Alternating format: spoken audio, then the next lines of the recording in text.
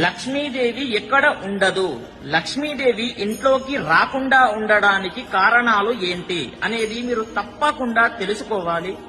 చూడండి, ఒక 3 పాయింట్లు చెప్తాను, అవి చక్కగా విని పాటించండి. మొదటిది వచ్చేసి సంధ్యాకాల సమయములో అనగా సాయంకాల సమయములో నిద్రపోకూడదు.